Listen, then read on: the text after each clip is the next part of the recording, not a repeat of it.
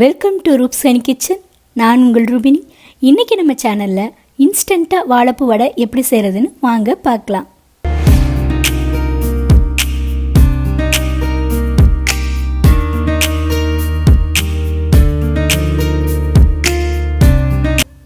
ஒரு மிக்ஸி ஜாரில் 150 கிராம் பொட்டுக்கல்லையை நல்லா நைஸாக அரைச்சி வச்சுக்கோங்க.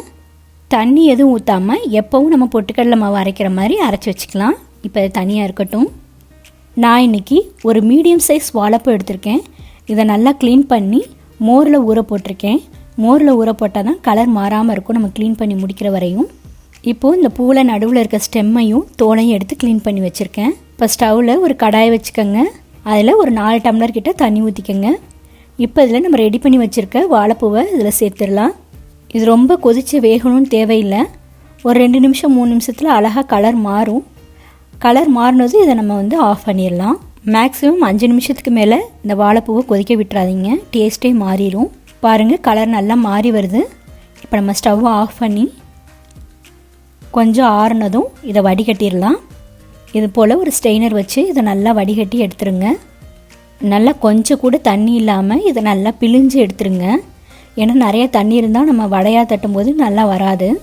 அதனால் நல்லா தண்ணியை இறுக்கி புழிஞ்சிருங்க. இப்போது நம்ம பிழிஞ்சு வச்ச வாழைப்பூவை ஒரு மிக்ஸி ஜாரில் போட்டுக்கலாம். இப்போ இதில் 1 ஸ்பூன் சோம்பு, 1/2 ஸ்பூன் உப்பு போட்டுக்கலாம். இதை 1-2 அரைச்சி எடுத்துக்கலாம். ரொம்ப நைஸாக அரைச்சிடாதீங்க. லேசாக பல்ஸ் கொடுத்து இந்த மாதிரி 1-2 அரைச்சிக்கோங்க போதும். இப்போ இதை ஒரு மிக்சிங் பவுலில் மாற்றிக்கோங்க. ஒரே ஒரு பெரிய வெங்காயம் சின்னதாக கட் பண்ணி இதில் சேர்த்துக்கோங்க. நல்ல ஃப்ரெஷ்ஷான கருவேப்பிலை 2 கொத்து நல்லா சின்னதாக கட் பண்ணி அதையும் சேர்த்துக்கோங்க.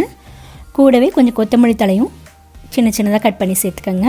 இப்போ இதில் 1 ஸ்பூன் அளவுக்கு கசகசா சேர்த்துக்கோங்க.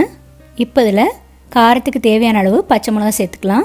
நான் 2 பச்சை மிளகாயை சின்னதாக கட் பண்ணி போடுறேன். உங்களுக்கு காரம் எவ்வளோ வேணுமோ அந்த அளவுக்கு நீங்கள் போட்டுக்கோங்க. அவ்வளோதான். இப்போ இது எல்லாத்தையும் நல்லா சேர்ந்து பிசைஞ்சிக்கலாம். இந்த மாதிரி நம்ம மிக்ஸ் பண்ணி பிசையும் போது வெங்காயம் நல்லா தண்ணி விடும், வாழைப்பூலேருந்தும் கொஞ்சம் தண்ணி வரும். அப்போ அந்த தண்ணிக்கு ஏற்ற அளவுக்கு நம்ம பொட்டுக்கடலை மாவு சேர்க்கணும். கொஞ்சமாக பொட்டுக்கடலை மாவு சேருங்க. நிறைய சேர்த்தா நல்லா இருக்காது. நம்மளுக்கு அந்த தண்ணி கண்டென்ட் இல்லாமல் ட்ரை ஆகிற அளவுக்கு பொட்டுக்கடலை மாவு சேர்த்தா போதும். பாருங்கள், நம்ம பொட்டுக்கடலை மாவு போட்டு பிசைய நல்லா ட்ரை ஆயிடுச்சு. இப்போ தண்ணி எதுவுமே இல்லை. இப்போ சும்மா கொஞ்சம் மாவு எடுத்து இந்த மாதிரி உருட்டி பாருங்கள்.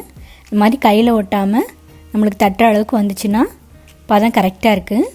இப்போ இதை நம்ம பொரிச்சு எடுத்துடலாம். இப்போ எண்ணெய் சட்டி காய வச்சிடலாம். இதில் வடை பொரிக்க தேவையான அளவுக்கு எண்ணெய் ஊற்றிக்கோங்க. எண்ணெய் நல்லா சூடாகட்டும். எப்போவுமே இந்த மாதிரி வடை ஐட்டம்ஸ்லாம் நம்ம பண்ணும்போது எண்ணெய் ஹை ஹீட்டில் தான் இருக்கணும். அப்போ தான் நல்லா வரும் வடை. இப்போ எண்ணெய் நல்லா சூடாயிருச்சு. கொஞ்சமாக வாழைப்பூ மாவு எடுத்து இந்த மாதிரி உருட்டிட்டு லேசாக தட்டினீங்கன்னா அழகாக வடை ஷேப்பில் வந்துடும். இப்போ இதை போட்டு பொரிச்சிட வேண்டியதான். போடும்போது பார்த்து போடுங்க, ஏன்னா ஹை ஹீட்டில் இருக்கிறதுனால கையில் தெரிச்சிரும்.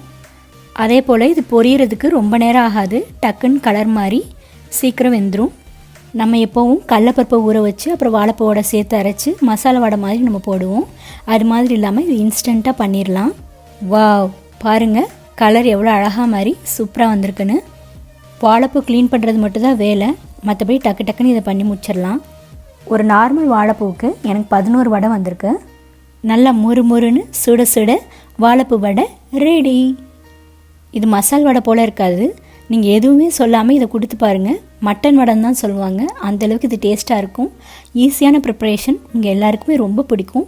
நீங்கள் செஞ்சு பாருங்கள். நன்றி.